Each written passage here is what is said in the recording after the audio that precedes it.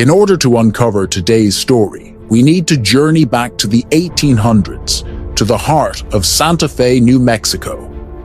There lies a relic steeped in mystery, the famous Lorreto staircase in the Lorreto Chapel. To this day, we are not sure who built it. We can't fully explain the physics behind its design, and we're still uncertain about the exact type of wood used in its construction. It all began in 1853, when 7 nuns from the Sisters of Lorreto traveled to Santa Fe with a mission to establish a school for girls. Years later, Archbishop Jean-Baptiste Lamy of the Santa Fe Archdiocese would commission a chapel to accompany the school. Construction took nearly 20 years to begin, but when it was finally completed, the chapel was a sight to behold. It was dedicated to Our Lady of Light, and the Sisters of Lorreto cherished it. This is where the legend of the Lorreto Church staircase begins. Since then, people from all over the world have flocked to the chapel, eager to catch a glimpse of the mysterious staircase that continues to defy explanation. First off, the Chapel of Our Lady of Light is absolutely stunning. Designed by French architect Antoine Mouly, it was built in an exquisite Gothic revival style that was popular during the era. However, as construction neared completion in 1878, tragedy struck. The architect suddenly passed away before he could tackle what was considered the most challenging part of the design: the staircase leading to the choir loft, which stood 22 feet above the chapel floor. What made things worse, he left no plans behind for how he intended to build it. Desperate to solve the problem, carpenters were called in to offer solutions. But here's the catch: the chapel's tall, narrow design meant that a standard staircase would take up too much space.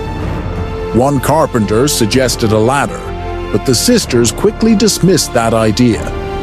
Understandably so. Imagine trying to climb a 22-foot ladder while wearing a habit. Despite their efforts, every carpenter they consulted came to the same conclusion. The only feasible solution was a ladder. For 2 years, the chapel remained incomplete. In 1880, desperate for a solution to the missing staircase, the sisters turned to prayer. They began a novena, a series of prayers dedicated to Saint Joseph, the patron saint of carpenters.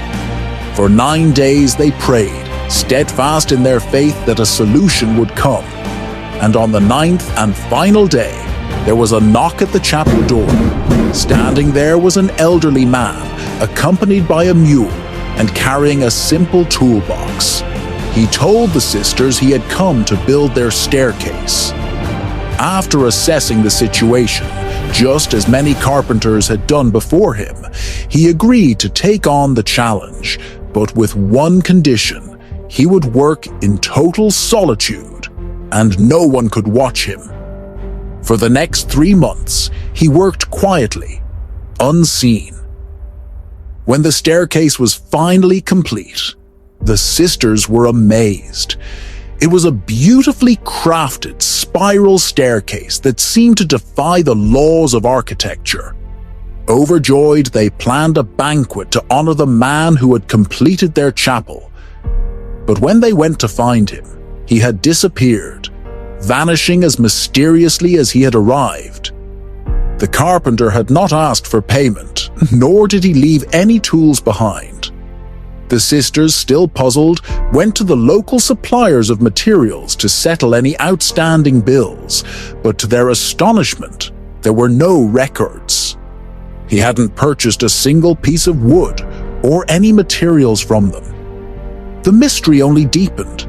Who was this man, and how did he manage to build such an extraordinary staircase with no resources? Now, let's talk about the staircase itself. Its design wasn't just innovative for the time, it still baffles experts today. The staircase was crafted in a double helix shape, yet remarkably, it has no central column or visible support beams.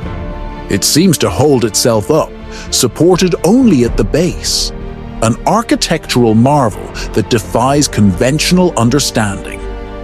What's even more astounding is that the carpenter didn't use any nails, glue, or screws.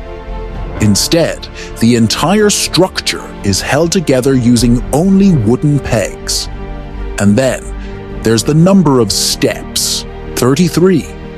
This number is deeply symbolic. It was the age of Jesus when he was crucified, and it's also associated with the Freemasons, a secretive organization believed by some to be descendants of the Knights Templar. Now, the Freemasons trace their roots back to the Knights Templar, an ancient order of warrior monks who fought in the Crusades. Known for their architectural mastery, some believe the Templars passed down their knowledge through secret societies after they were disbanded in the 14th century. Could this mysterious carpenter have been a part of such a brotherhood? The precision and complexity of the staircase have fueled such theories, with some even suggesting the involvement of an ancient, hidden order. Adding to the mystery is the wood used to build the staircase. Experts who have studied it found that the type of wood does not match any known species from the surrounding area, or even from anywhere in the world that's been identified. How did this wood, seemingly from an unknown source, come into the hands of this mysterious carpenter? This leads to another theory, one that many of the sisters themselves believed. The carpenter was no ordinary man but Saint Joseph himself. As the patron saint of carpenters, Saint Joseph is said to have answered the sisters' prayers and constructed the staircase as a divine miracle. The fact that he vanished without a trace, took no payment, and used materials unknown to anyone adds weight to this belief. So, what are we left with? A staircase that defies architectural logic, built from mysterious wood by a man no one knew and who was never seen again. Was this an act of divine intervention, the work of a master craftsman from a secretive order, or perhaps something beyond human understanding? One thing is certain: the Lorreto staircase remains one of the most enduring mysteries in architectural history, drawing visitors from around the world to marvel at its perfection and ponder its origins.